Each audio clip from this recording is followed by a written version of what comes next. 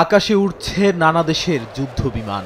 ইনিওকোস 2025 নামের মহড়ায় অংশ নিয়েছে যুক্তরাষ্ট্র, ফ্রান্স, ইসরায়েল, কাতার সহ 14 দেশের সামরিক বিমান বাহিনী। পশ্চিম গ্রিসের আন্দ্রাভিদা এয়ারবেসে হেলেনিক এয়ারফোর্সের তত্ত্বাবধানে অনুষ্ঠিত হচ্ছে এ যৌথ মহড়া। মহড়াটি চলবে চলতি মাসের 11 তারিখ পর্যন্ত। ইনিওকোস মহড়াটি গত 10 বছর ধরে গ্রিসে অনুষ্ঠিত হয়ে আসছে।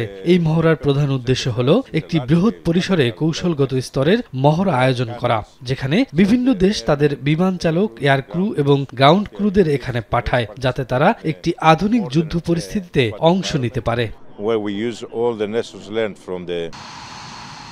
নিজেদের সক্ষমতা বাড়ানো, যুদ্ধ পরিস্থিতিতে যৌথ অভিযানের প্রস্তুতি নিশ্চিত করাই এ মহড়ার লক্ষ্য। মহড়ায় রয়েছে নানা ধরনের কমব্যাট মিশন, আক্রমণাত্মক ও প্রতিরক্ষামূলক অপারেশন, যুদ্ধ পরিস্থিতিতে উদ্ধার তৎপরতা, সময় সংবেদনশীল লক্ষ্য ধ্বংস করা এবং আকাশ ও ক্ষেপণাস্ত্র প্রতিরক্ষা অনুশীলন।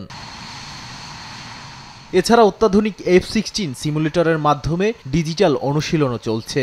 যুদ্ধক্ষেত্রে যুগপৎ অভিযানে প্রস্তুতি বাড়াতে এ ধরনের মহড়া কেবল সামরিক সক্ষমতাই নয়, কৌশলগত অংশীদারিত্বকেও শক্তিশালী করে তুলছে। নাদিম মারজান, সময় সংবাদ।